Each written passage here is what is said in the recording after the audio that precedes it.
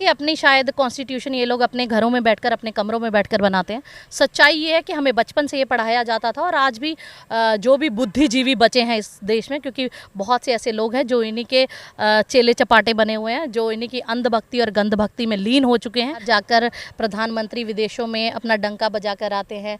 तो ये सब आपने अपनी आंखों से देखा। सिर्फ आज जो इनका गोदी मीडिया इनको प्रमोट करता है, तो ये सेल्फ प्रमोटेड लीडर्स हैं। इनके ये अपनी प्रमोशन खुद करवाते हैं। दिन रात चैनल्स पे यही दिखाएंगे, इनका डंका बजा, डंका बजा, डंका बजा, डंका बजा। लेकिन ग्राउंड रियलिटी एग्जांपल यही देख लो। ये अभी ऑस्ट्रेलिया से वापस आए, ये बोला गया कि ऑस्ट्रेलिया में इनकी बहुत वाहवाही हुई, इनके नाम का डंका बजा, बहुत फैन फॉलोइंग, ये सो ब्ला ब्ला ब्ला। लेकिन रिटर्न गिफ्ट में इनको क्या मिला? इन्हीं के देश की 5 स्टेट्स के बच्चों को बैन कर दिया गया। आज 28 तारीख है और आज के दिन जो है हमारा जो पार्लियामेंट नया बिल्डिंग है उसका जो है इनॉग्रेशन किया गया।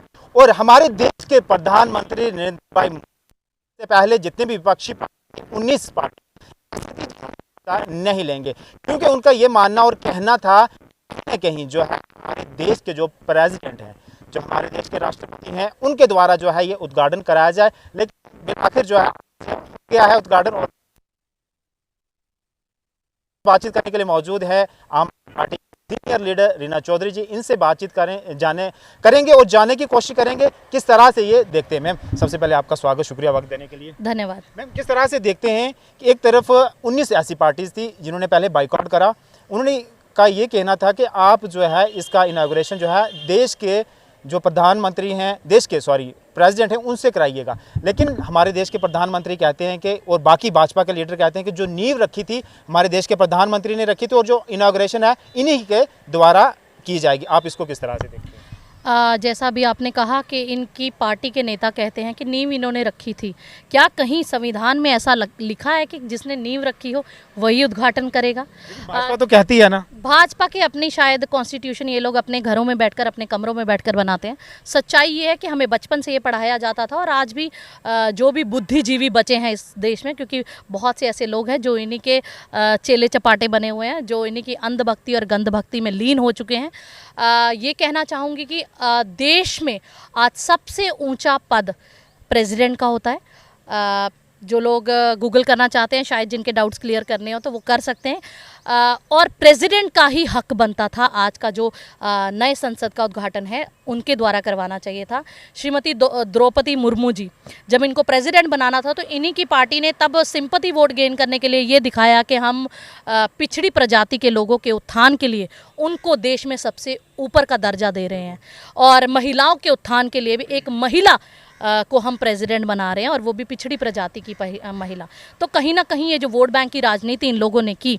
और दूसरी बात ये है कि आज दोबारा से इन लोगों ने ये दर्शा दिया कि ये देश इतना जो दावे किए जाते हैं कि हम महिलाओं का सम्मान करते हैं, हम महिलाओं को मर्दों के बराबरी का दर्जा देते हैं, तो कहीं ना कहीं ये देश आज भी पुरुष प्रधान है। दर्जा दिया ना, देश के एक सबसे बड़ी ऊंची पोस्ट पे बिठाया, प्रेसिडेंट को बिठाया, तो क्या होता आज उन्हीं के हाथों से आज इनॉग्रेशन करा देते। देखो, सिर्फ बिठाया, जब उनको डमी बनाकर रख दिया तो कोई फ़ायदा नहीं ऐसी पोस्ट देने का।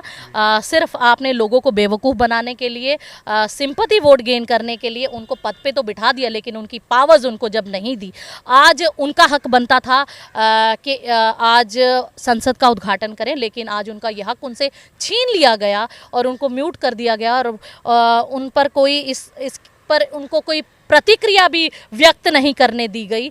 तो कहीं ना कहीं आज फिर से ये दर्शाया गया कि आज भी ये देश पुरुष प्रधान देश है, महिलाओं को यहाँ बराबरी का दर्जा नहीं दिया जाता। और दूसरी तरफ आज देश में जहाँ ये बोला जाता है कि हम बेटियों का सम्मान करते हैं, बेटी बचाओ बेटी पढ़ाओ जैसे स्लोगन्स ये लोग प्रमोट करते हैं, जगह जगह होर्डिंग्स लगाते हैं। आज हमने देखा कि दिल्ली में कई दिनों से हमारी वो बेटियाँ जो कई सारे खेलों में पूरे विश्व में नाम कमाकर आई, भारत को कहीं से कहीं पहुंचाकर आई, जब ये लोग अवार्ड जीत कर लाती हैं, मेडल जीत कर लाती हैं, तब तो प्रधानमंत्री जी और इनके सारे बड़े बड़े मंत्री इनके साथ फ़ोटो खिंचवाने जाते हैं। इनके बाकायदा इनके साथ अपनी प्रमोशन करवाते हैं। लेकिन आज जब उन लोगों ने ये कंप्लेन की कि इन्हीं के एक मंत्री ने उनके साथ छेड़छाड़ करी, जबकि कानूनन ये बनता है कि अगर कोई भी महिला एक रिटन कंप्लेन देती है कि मेरे साथ किसी ने बदसलूकी की तो उस पर एफआईआर इमीडिएट बनती है। लेकिन तो आपको नहीं लगता जिस तरह से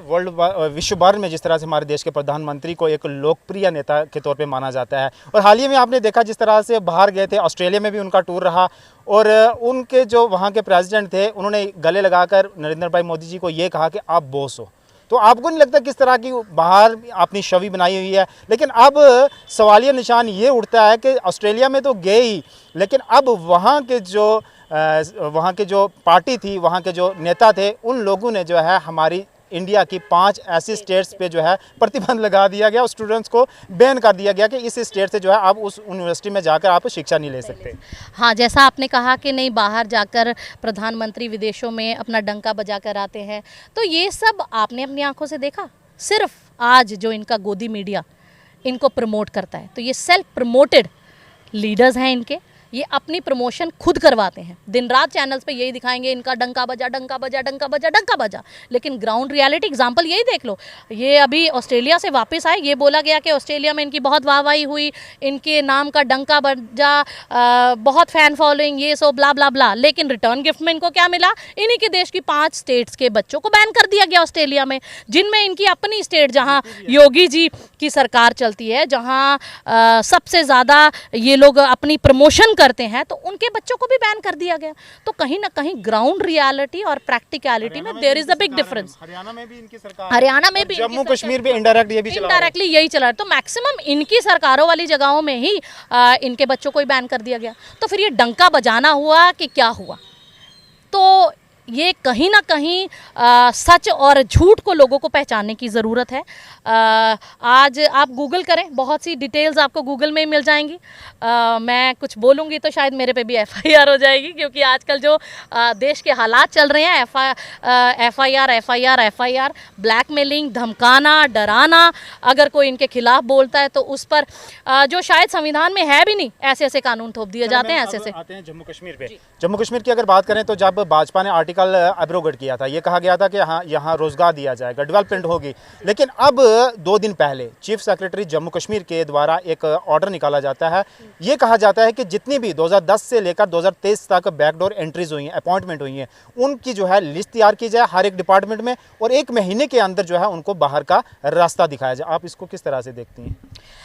देखो, पहले तो ये लोग कैसे दावे करते हैं इनके लीडर्स कि हम रोज़गार दिलाएंगे, ये कराएंगे, और ये लोग कई बार ऐसा भी हुआ है कि यहाँ पर कहते हैं हमने कमेटीज़ बना दीजिए, ये कर दिया, वो कर दिया। जैसे डेली वेजेस की कमेटी, इन लोगों ने बोला हमने कमेटी बनाई है, उस पर जो निर्णय लेगी। तो इनको जब प्रोसेस एंड प्रोसीजर्स नहीं, आज वो मंत्री, आज वो एमएलए कहाँ हैं भाजपा के? क्यों नहीं एलजी साहब के पास जाते, चीफ सेक्रेटरी के पास क्यों नहीं जाते, मीटिंग क्यों नहीं करते, और जो उन्होंने बयान दिया उसको वापस क्यों नहीं ले पाते? देखो, बहुत से इनके ऐसे लीडर हैं जो आज भी अंगूठा छाप है, जिनको पॉलिसीज कैसे बनती हैं, प्रोसीजर्स कैसे होते हैं। देश भर में या जम्मू कश्मीर के स्पेशली, वैसे देश में भी अगर ओवरऑल देखोगे तो बहुत से ऐसे हैं जो आज 10th भी पास नहीं होंगे, जो आज सिर्फ अंगूठे पे ही अपनी सरकारें चला रहे होंगे, क्योंकि वो उनके अपना दिमाग नहीं है, वो किसी के रिमोट पे चलते हैं। भाजपा में रह के रूल किया। हाँ, उन्होंने भाजपा पर रहकर रूल किया, और साथ में उनको जब ये, ऐसे कौन है वो?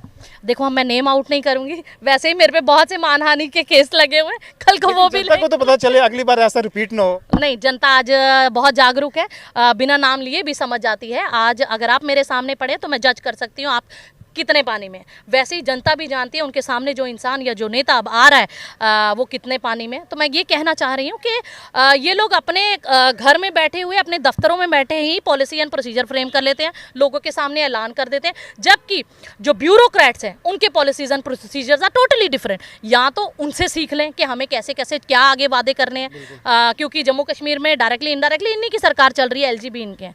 तो आप पहले कोऑर्डिनेशन या तो आपका नहीं है, आप एक दिन आप कुछ बोलते हो और ब्यूरोक्रेट्स कुछ बोलते हैं, तो पिस कौन रहा है? जनता पिस रही है। और बहुत से ऐसे बेचारे मासूम लोग हैं जो इनकी बातों में आके इन पर भरोसा कर लेते हैं, और उसी का फायदा उठाकर ये अपनी राजनीति चमकाते हैं, उनको बेवकूफ़ बनाते हैं। कहने का क्या मतलब, लोगों को समझाएं ना कि एलजी साहब इनकी सुनते ही नहीं है। हाँ, नहीं सुनते हैं, शायद वो जो उनको सेंटर से कमान आती है उनकी चल रही है। बाकी ये लोग तो लोगों के बीच जाके कहते हैं हम ये करवा देंगे, वो करवा देंगे, लेकिन जब दफ्तरों में जाते हैं तो जो इनकी हालत होती है, हमने खुद अपनी आंखों से कई बार देखा है। भाजपा के अध्यक्ष रविंद्र रैना जी जिस तरह से कश्मीर में जाते हैं और वहाँ कितना इनकी वाहवाही होती है और नारे भी लगते हैं कि आया भाई आया, शेर आया। खुद के अपने चेले चपाटों से शेर बन जाए, चूहा बन जाए, बिल्ला बन जाए, व्हाटएवर, जनता थोड़ी ना बोलती है शेर आया शेर। वीडियो देखी नहीं आपकी, जिस तरह से पेपर्स पे सिग्नेचर करते हैं कि जाएं आप इस डिपार्टमेंट में जाएं, इस ऑफिसर के पास जाएं, या आपका काम हो जाएगा। हम जाते हैं ऑफिसर्स, हम भी ऑफिस में जाते हैं, लोगों के काम करवाते हैं, लेकिन जब उन्हीं ऑफिसर से इनके बारे में बात करते हैं तो उनका रुझान कुछ और ही होता है। तो मैं अभी कहना नहीं चाहूँगी कुछ डिटेल में, बट ये है कि ये सिर्फ दिखावे वाले नेता हैं जिनके अपने हाथों में कुछ नहीं है। ये डमी हैं और खुद ज़्यादा फैक्ट्स एंड फिगर्स इनको नहीं पता होते, लेकिन लोगों को मिसगाइड करते हैं, लोगों को बेवकूफ़ बनाते हैं। तो सबसे ज़्यादा ज़रूरत लोगों को है जागरूक होने की, इनकी अंधभक्ति और गंधभक्ति से बाहर निकलने की। प्रैक्टिकलिटी देखो, कह रहे हैं पिछली बार 25 थे, इस बार 50 से पार जाएंगे। 5 कर दें तो बड़ी बात है। आज जो जम्मू कश्मीर के हालात है ना, अगर आगे शून्य भी लगाएंगे तो 50 नहीं, अगर इतने कॉन्फिडेंट हैं तो इलेक्शन करवाएं। क्यों इलेक्शन टाले जा रहे हैं? पहले जम्मू कश्मीर में पिछले साल इलेक्शन, उससे पिछले होनी थी, हर साल बोला इस साल। अब लास्ट में इस साल नहीं होनी जी, अब इस साल आगे अभी ये अनाउंस किया जा रहा है कि panchayat elections and municipality elections पहले होंगी। तो फिर से ये लोग टेस्टिंग करेंगे। मे बी ये लोग इसको भी पॉलिटिकल किया जाता है इस इलेक्शन के रिगार्डिंग, तो वो कहते हैं कि ये हमारा काम नहीं है, चीफ इलेक्शन कमीशन का ये काम है। वो जब विबुल बजाएंगे जम्मू कश्मीर में, अब बाकी स्टेट्स में, तब इलेक्शन होंगे। आज इलेक्शन कमीशन इनके रिमोट पे चल रहा है। डीलिमिटेशन की रिपोर्ट्स आप देख सकते हैं, कितनी जोड़ तोड़ की गई। मतलब आग ऐसे एरियाज को ऐसे एरिया में मिला दिया गया, शायद जिनको फ्लाईओवर क्रॉस करके बीच के एरियाज छोड़कर दूसरे कॉन्स्टिट्यूएंसीज में एंटर करना पड़े। तो जो जोड़ तोड़ इन लोगों ने वोट बैंक की राजनीति या अपने वोटर्स और अपने सपोर्टर्स देकर की है, तो कहीं ना कहीं ये क्लियरली दिखता है। यहाँ पर बहुत से programs election commission of India ने किए, लेकिन जो लोगों ने ऑब्जेक्शंस फाइल किए उन पर देखा भी नहीं गया, उन पर कोई कार्य भी नहीं किया गया। कैसे आ सकती है आखिर में? देखो, चेंज जनता ला सकती है, बिकॉज जनता जनार्दन है। बेशक ये लोग डेमोक्रेसी को खतरे में डाल रहे हैं, लेकिन आज भी जनता अगर जागरूक हो जाएगी तो हम इनका तख्ता पलट सकते हैं। सच्चाई के साथ दें, सच और झूठ में फ़र्क समझें, क्योंकि कोई भी इंसान, मैं पहले भी बहुत सारे इंटरव्यूज़ में ये कहती हूँ कि अगर कोई भी इंसान किसी का सगा है तो वो अपने परिवार का सगा है। आप वो चुने जो आपके लिए अच्छा, जो आपके परिवार के लिए अच्छा हो, ना कि किसी की अंधभक्ति और गंधभक्ति में भेड़ चाल में चलें। सही और गलत में फ़र्क करें और सही को चुनें जो आपके लिए सही हो और जो आपके परिवार के लिए सही हो। चले मैम, बहुत शुक्रिया। धन्यवाद। तो जिस तरह से रीना चौधरी जी थे, आम आदमी पार्टी की सीनियर लीडर, बहुत सारे मुख्तलिफ मसाइल को लेकर बातचीत हुई और बाखूबी जो है इन्होंने अपना बयान दिया है। अब आने वाले वक्त में ही पता चलेगा, जब इलेक्शन होता है तो जनता किस तरह से अपने नुमाइंदों को और किस पार्टी को वोट देकर जितवा कर और अपनी सरकार बनाएगी, ये देखने वाली बात होगी। लेकिन फिलहाल जो है जनता भी और बाकी जो विपक्षी पार्टियाँ जम्मू कश्मीर, वो कह रही हैं कि जम्मू कश्मीर में जल्द अज जल्द जो है इलेक्शन कराए जाएँ। अब क्या पता कब होंगे इलेक्शन, लेकिन जब भी होंगे अब जनता के ऊपर है कि किस तरह का वो वोट कास्ट करती है और किन लोगों को चुनकर भेजती है, और क्या उनके मसले मसाइल तब हल होंगे, ये देखने वाली बात होगी।